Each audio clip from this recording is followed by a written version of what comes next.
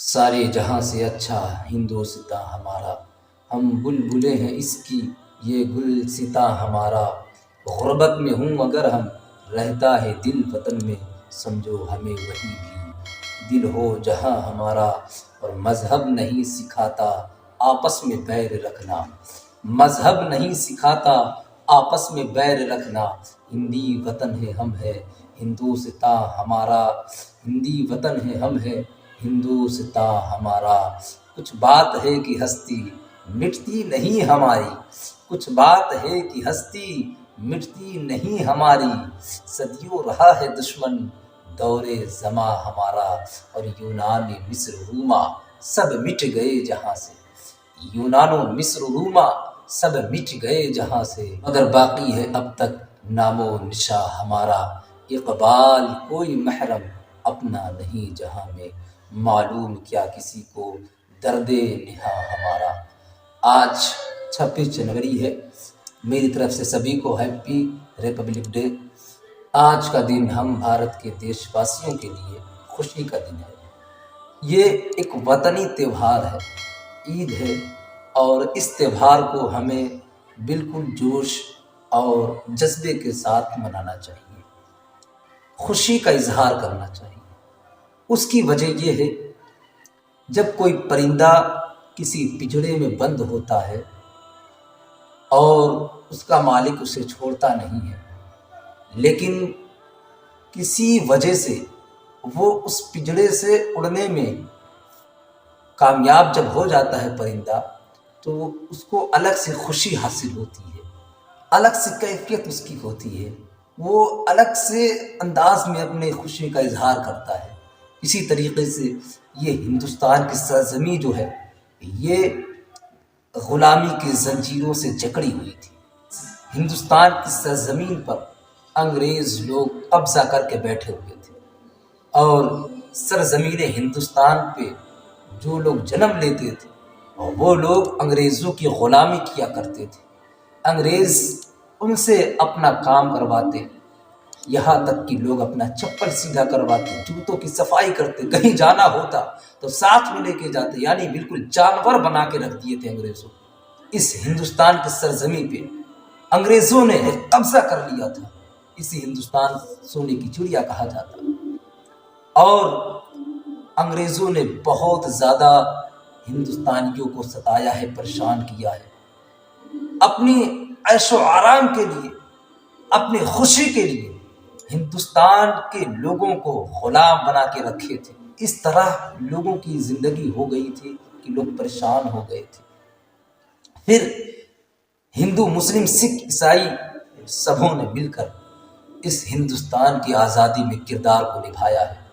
ہندوستان کی آزادی کے لیے ہندوستان کی ماؤں نے اپنے لالوں کو کھویا ہے، ہندوستان کی ماؤں نے اپنے پوتوں کو کھویا ہے، ہندوستان کی ماؤں نے اپنے آنکھ کے تاروں کو کھویا ہے، ہندوستان کی ماؤں نے اپنے لالوں کے خون کو اپنی نگاہوں سے بہتا ہوا دیکھا ہے، ہندوستان کے ماؤں نے اپنے انہی نگاہوں سے اپنے بیٹوں کے، اپنے لالوں کے جسم کو دیکھا ہے تڑپتا ہوا۔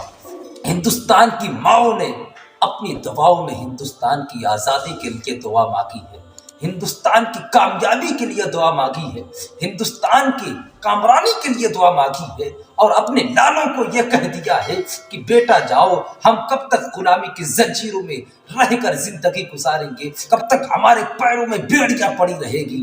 بیٹا میں نے تمہیں جنم دیا ہے، تمہیں میں نے اپنا خون جگر پلایا ہے، میں نے تمہارا سینہ فولاد کی طرح بنایا ہے، میں نے تمہاری باڈی کو اسٹیل باڈی بنایا ہے، بیٹا تمہیں میرے دودھ کا واسطہ ہے۔ اب ہمیں شانت رہنے کی ضرورت نہیں ہے، اب ہمیں چپ رہنے کی ضرورت نہیں ہے، بلکہ ہمیں ان انگریزوں سے ڈٹ کر مقابلہ کر کے ہمیں اپنے اس ہندوستان کو آزاد کروانا ہے۔ ہمیں اس ہندوستان کو جو مٹھی میں انگریزوں نے بند کر کے رکھا ہے، جو ہمیں سے غلامی کرواتے ہیں، اب ہمیں ان مٹھی کو کھول کر اور ہمیں ان کو یہاں سے بھگانا ہے اور اپنے ہندوستان کو آزاد کرنا ہے۔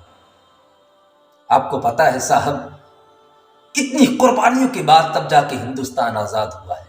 آج کچھ لوگ یہ کہہ دیا کرتے ہیں کہ مسلمان ہندوستان کی دھرتی پر کرایہ دار ہیں، مسلمانوں کا ہندوستان کی دھرتی پر کوئی حق نہیں ہے، تو بہت تکلیف اور بہت دکھ ہوتا ہے کہ لوگ کس منہ سے کہہ دیتے ہیں۔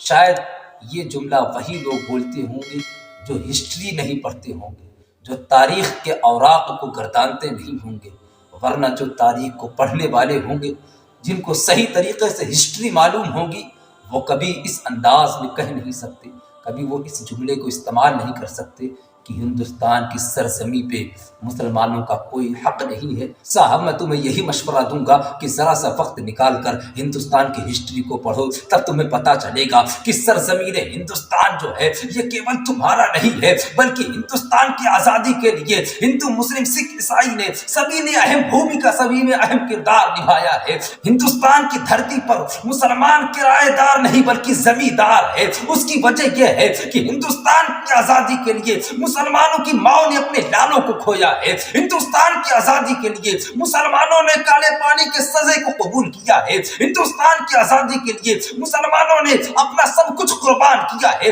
جب ضرورت پڑی ہے وقت دیا ہے، جب ضرورت پڑی ہے تو اپنا ٹائم دیا ہے، جب ضرورت پڑی ہے تو دولت دیا ہے، جب ضرورت پڑی ہے تو مشورہ دیا ہے، جب ضرورت پڑی ہے تو فتویٰ دیا ہے، جب ضرورت پڑی ہے ہندوستان کی آزادی اور کامیابی کے لیے تو اپنے گردن کو بھی قلم کروایا ہے۔ ہندوستان کی آزادی کے لیے مسلمانوں نے کالے پانی کے سزے کو بھی ہنس ہنس کر قبول کیا ہے۔ ہندوستان کی آزادی کے لیے مسلمانوں نے پھانسی کے پھندے کو بھی چوم کر مسکرا کر قبول کیا۔ اس کے پیچھے وجہ یہی تھی کہ انگریزوں نے ہمیں غلامی کے زنجیروں میں جکڑ کر رکھا ہے اور ہمیں غلامی کے زنجیروں میں باندھ کر رکھا ہے۔ ہم تو غلام بن کر زندگی گزار چکے ہیں، لیکن ہماری اولادیں جو آئیں گی آگے، ہماری نسلیں جو آئیں گی آگے، ہم انہیں غلام بن کر رہنے نہیں دیں گے۔ ہم انہیں غلامی کے زنجیروں سے آزاد کر کر زندگی گزارنے کا طریقہ سکھائیں گے۔